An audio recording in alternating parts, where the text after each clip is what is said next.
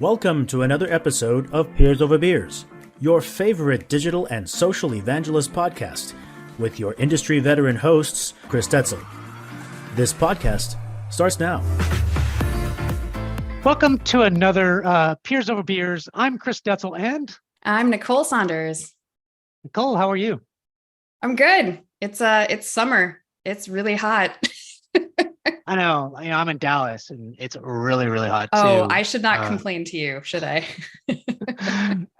It's funny because on Tuesday and Thursdays I join this running club, and it's at 7 p.m. is when that starts. We'll do hill work and we'll do fat speed work and stuff like that, and it's just miserable. And it's really, really hard to run 5 or 6 miles doing speed work and hill work. So yeah, I bet.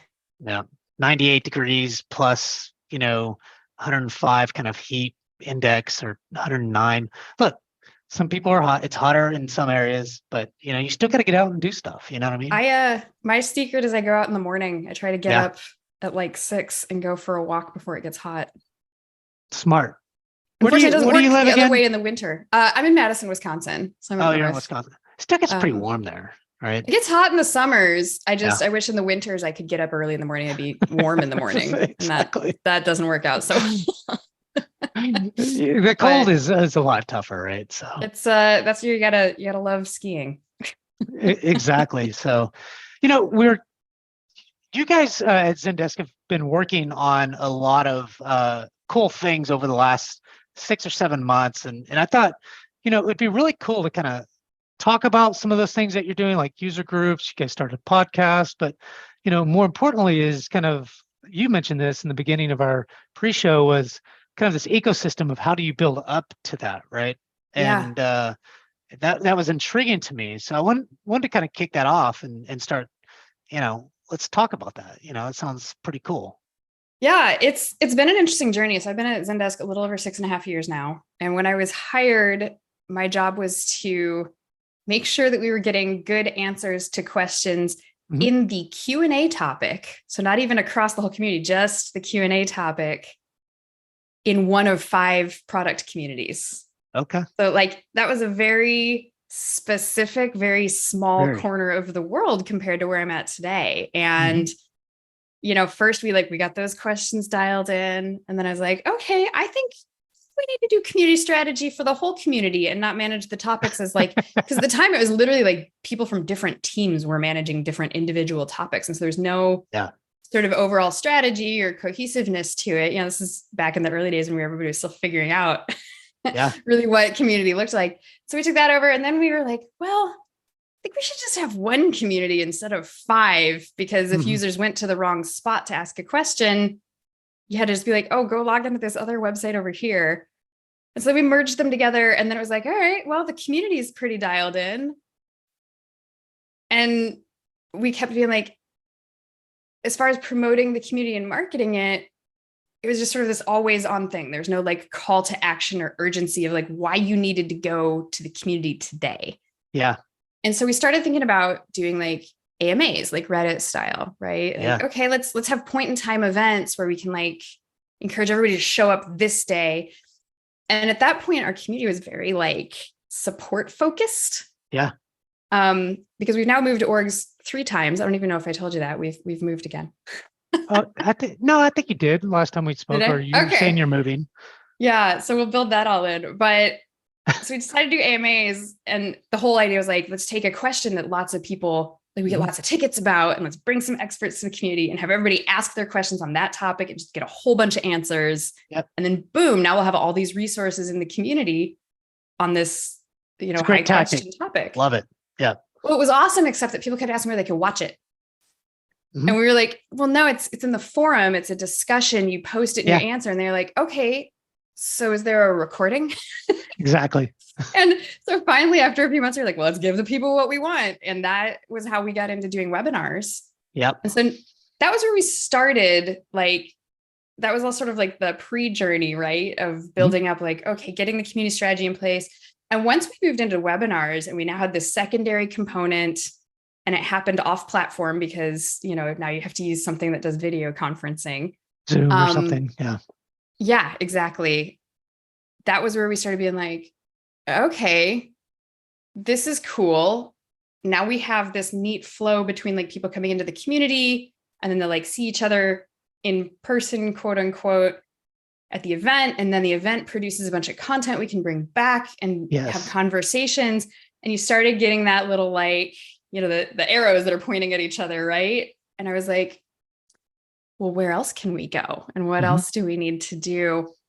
And you and I that think a lot really alike. It's just so funny. Like, I already so know what what's you're going to say, next? but yeah. Anyways, keep going. Keep going. I Well, love it. You get and me so excited.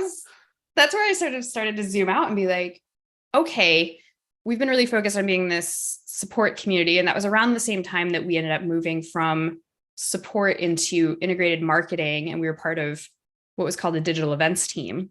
Because now that we were doing events, it made a lot of sense for us to work with the other team that did all of our big webinars. And that's where we started doing things like, even just recently, you saw we had our Relate event. We did a bunch of product announcements, and then we had a bunch of deep dive events in the community afterward, where people could actually come and like dig in and find out more about like Zendesk AI was a big one, right? We announced that. And then we had the product managers actually come and unpack it and talk about it and demo it. And that was really exciting. So it made a lot of sense for that. And so then we were looking at like, okay, well, this is great, but we can't really scale events too much because we're just our little small team. And even though we're working very cross-functionally, we started working with product marketing and product managers on those webinars, it became clear that like people really love the events. They really love the opportunities to talk to each other. So one, we knew we needed to do more of them, but figure out how to do that without having to hire a whole bunch more people onto my team. And two, people were asking for things that were very niche, oh, I want to talk to other knowledge managers and really drill in on knowledge management, or I want to, talk to people about how to do this one specific thing. And I had always wanted to do user groups. We didn't really have user groups at Zendesk the way you usually think of it. We would have maybe semi-annual meetups that was more of a marketing event. It was more like we're ready to go and do a presentation and then we'll pay for happy hour kind of thing. Yeah. Of course, when everything moved digital, then it was like, well, now how do we do this and make it interesting and connecty? Connecty is definitely a very professional word, by the way. I was about to say, I was gonna say, what's a connecty? No, I like it.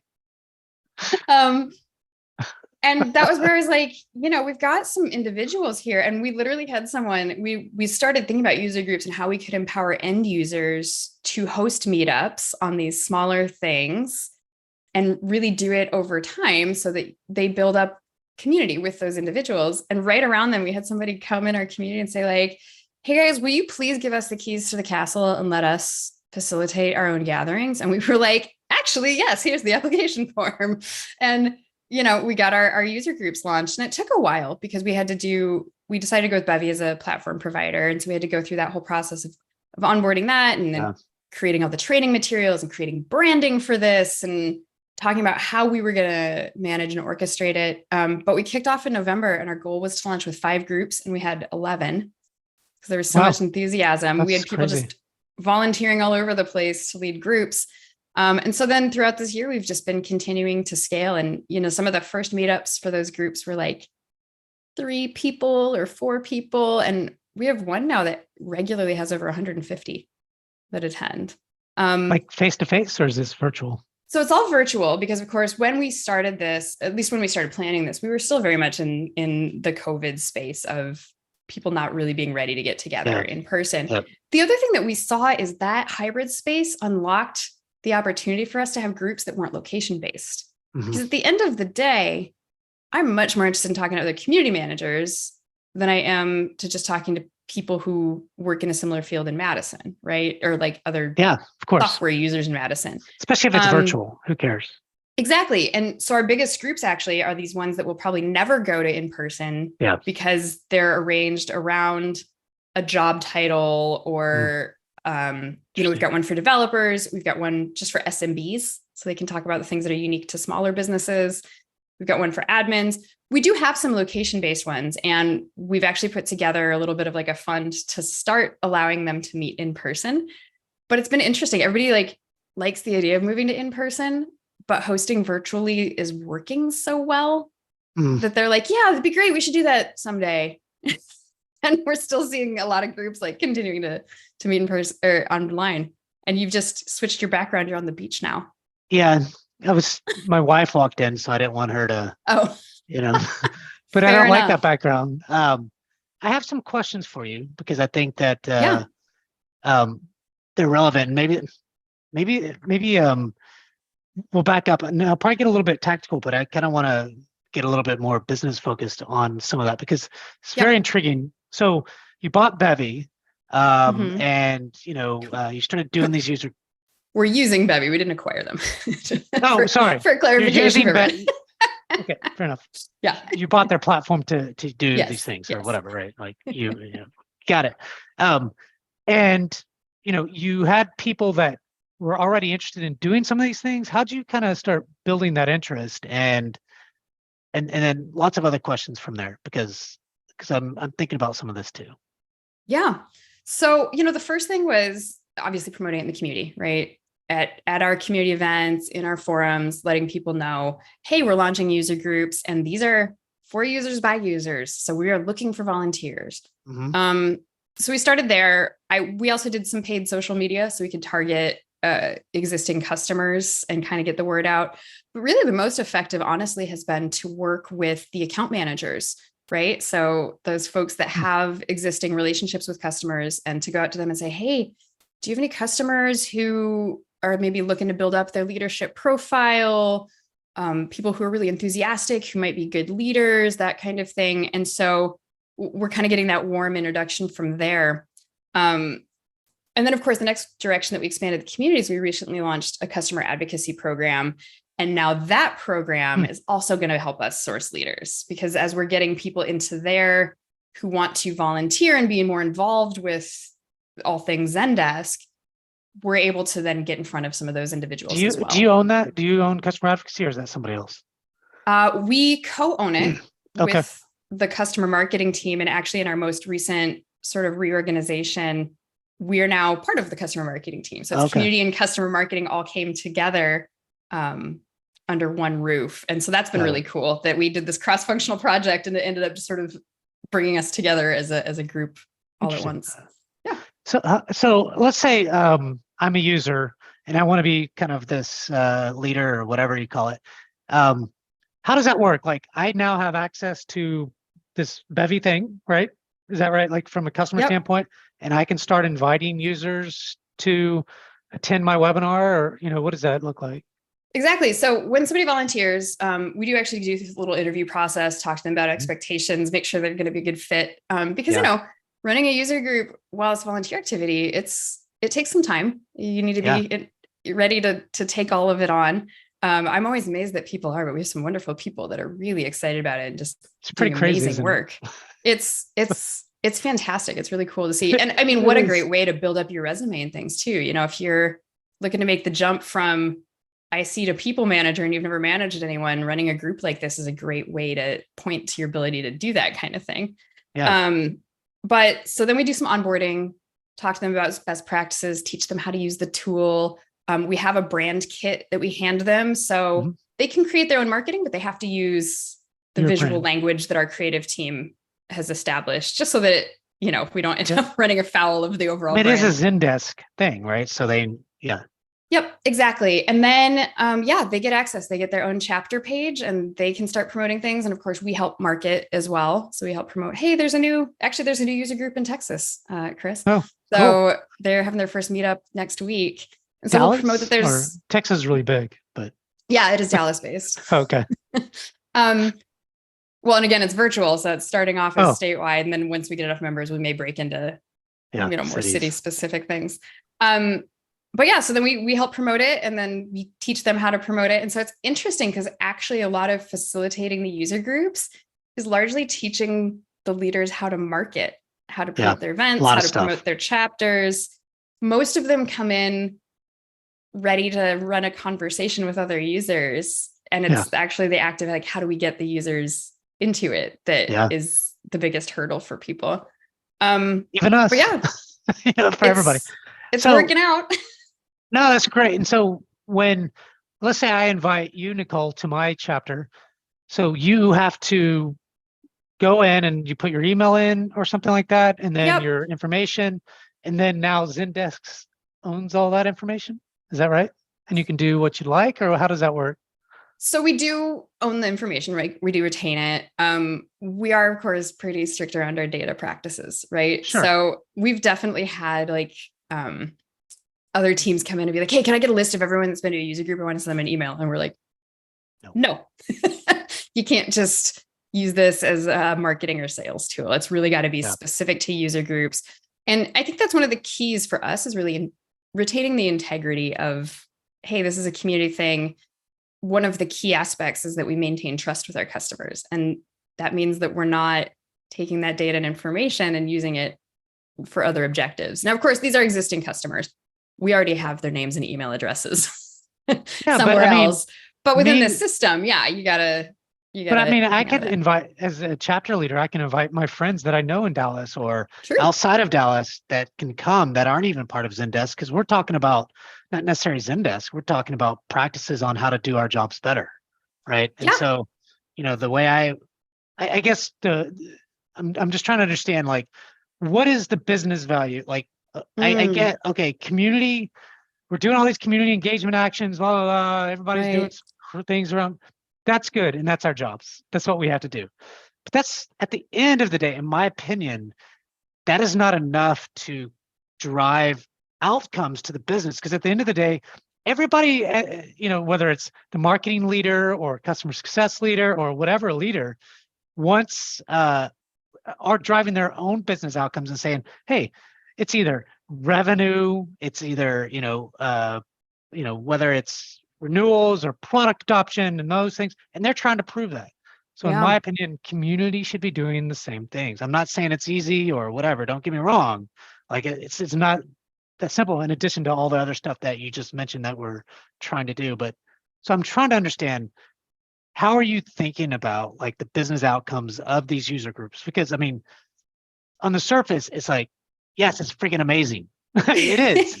Don't get me wrong. Like, I love it. But like, what's it doing?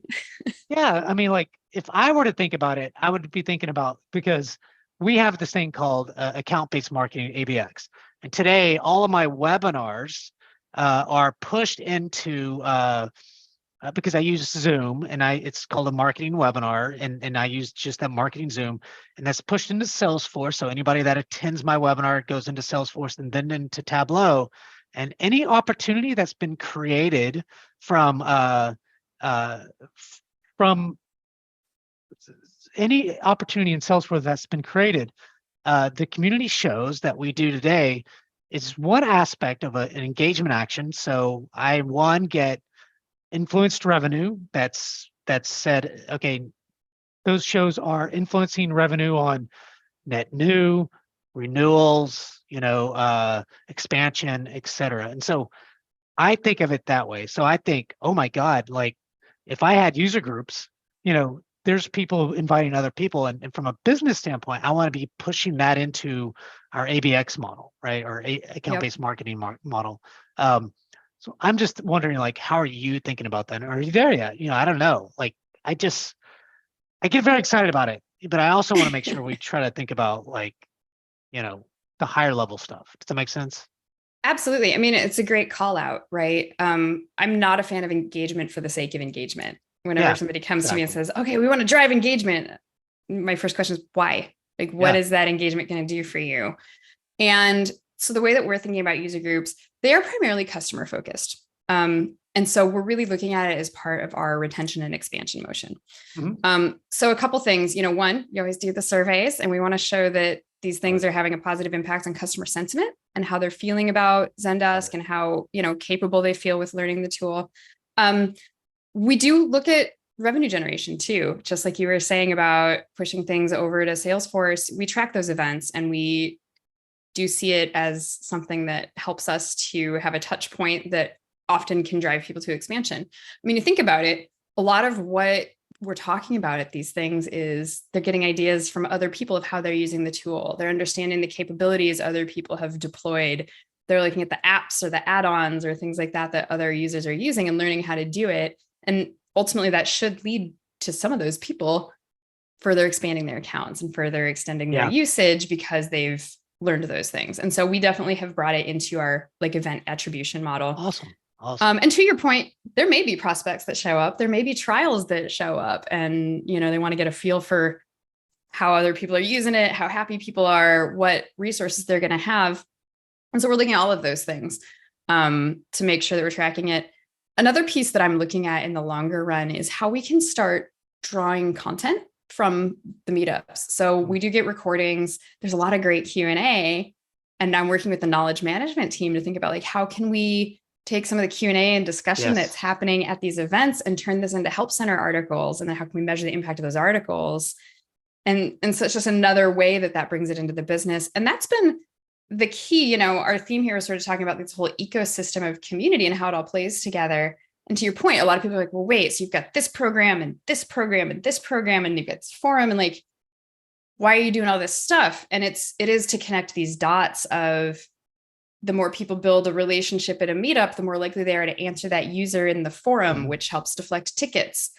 The conversations become content, which helps deflect tickets. The interactions become customer satisfaction building and retention. And then all of this ultimately should lead to customers who are happier, who stick around longer, and who use more of the tool and expand more. And then I also mentioned that we've launched this brand advocate program, and that's part of it too. As we go through all these places, like each one of these are places to recruit people for the other programs. And the idea is that everybody finds the right place for them. If they're really into talking to other people, maybe it's a user group. If they're really into doing like writing out, instructions on how to do things and sharing their knowledge with people, maybe it's the forum.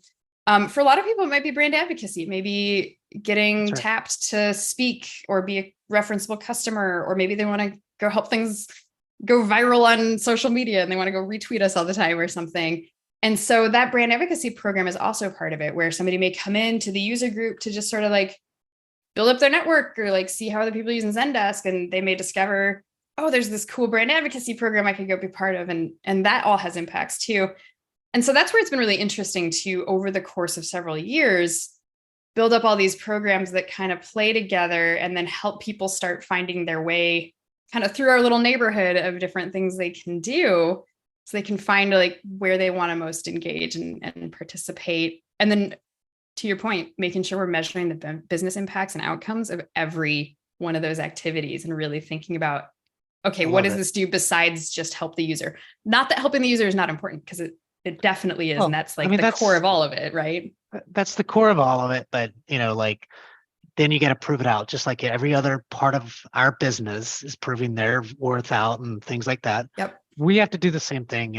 No longer, is it okay to say we're building content, we're building, engagement things and things like that. Like, that's just your job. And, you mentioned that all these programs, you build programs because people engage in different ways.